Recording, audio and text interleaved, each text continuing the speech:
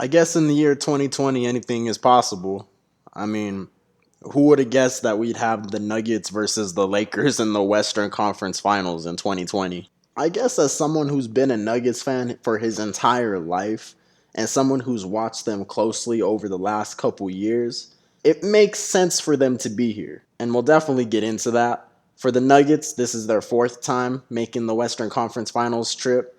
For the Lakers, maybe like their 40th or 50th. I mean, um, genuine question, Lakers fans. Do you guys even keep track anymore? I mean, come on, you guys have more NBA finals than we do Western Conference Finals appearances. We put up banners in the Pepsi Center for Western Conference Finals appearances. That being said, hey LeBron, can you guys go up 3-1 on us? I mean, come on. But really, though, the Denver Nuggets' current playoff run is nothing short of incredible. This team has overcome two 3-1 deficits in the same postseason, while also taking down the LA Clippers in the process. The NBA Finals favorite, LA Clippers. And in doing so, they effectively ruined the dreams of basketball fans everywhere by squashing the long awaited, much anticipated Battle of LA. But hey, I'm not complaining. But because all I heard and saw yesterday was how the Clippers lost their series versus Denver, I want to be one of the first to talk about how the Nuggets won that series and why I believe that they have a couple more surprises up their sleeve this year. Chemistry had a huge role in Denver beating the Clippers.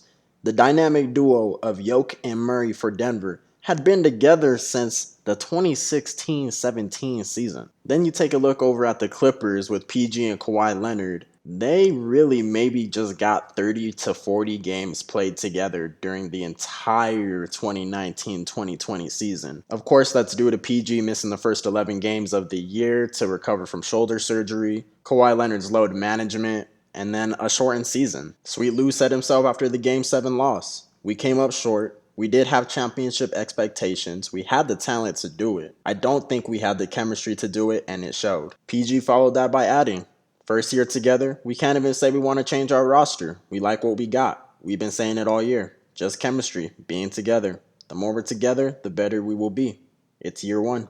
We've got a lot to reflect on." The same chemistry that beat the Clippers could be the same chemistry that gets the Nuggets over the Lakers. The hunger of this Denver team is insane. This is a team that came up one game short of making the postseason in 2018 when they lost to Minnesota in OT, and then followed up the absolutely heartbreaking end to that season by actually making the postseason the very next year as a 2 seed, and then proceeding to lose in 7 to the Trailblazers at home in the semis. This is a team that knows what coming up short feels like. This is a team that was one game shy of making the Western Conference Finals just a year ago. And for those that remember, Jamal Murray had a poor Game 7 in that series, and then also proceeded to have a poor Game 7 against the Jazz this year, giving some reason to believe that he can't handle the high-pressure stakes that come with closeout games. But Jamal listens to all that chirping, he really does, because he absolutely killed and buried that narrative by going off for 40 points on 15 for 26 shooting in their Game 7 win over LA. This is a team that receives minimal praise when they're hooping and very often gets counted out of the playoffs regardless of their opponent. The team most vulnerable to a first round upset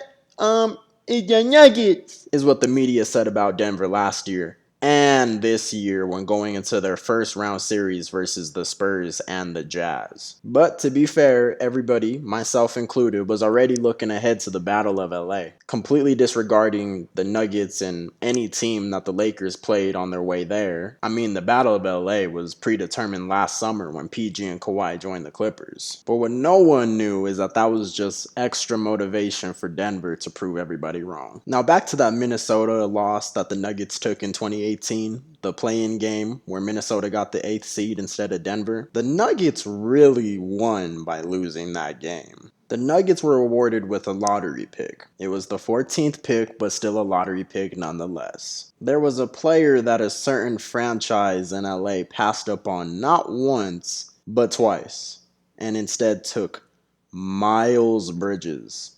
and Jerome Robinson with the 12th and 13th pick respectively. The player that would go on to get selected at 14th overall by the Denver Nuggets was Michael Porter Jr., who would go on to be the very reason why there was a Game 7 between the Nuggets and the Clippers in the first place. He didn't have much of an impact in Denver's Game 7 win, but without MPJ's performances in Games 5 and 6, there's no Game 7. MPJ had 7 points in a Game 5 win where Denver won by 6 points and 13 points in Game 6, which also happened to be the same 13 points Denver won by. Not eye-popping numbers by any stretch of the imagination, but in a world where the Clippers don't pass on MPJ twice, and instead make the wise decision of drafting him, he definitely makes an impact in a series like this and is maybe what pushes LA over Denver. He already is Denver's third best player in his rookie year, and he comes off the bench. There's a saying that there's nothing more dangerous than a man that has nothing to lose. This Denver team has nothing to lose. They are playing with no pressure. They are only going to get better from here on out, and that is dangerous for the rest of the league, especially when you consider that there's only 4 teams remaining in this playoff bubble. This team feeds off being in the underdog role.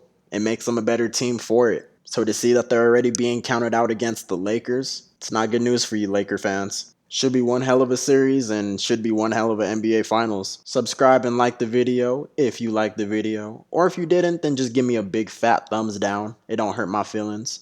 Well, maybe a little bit, but that's beside the point. Peace and love to all y'all, man.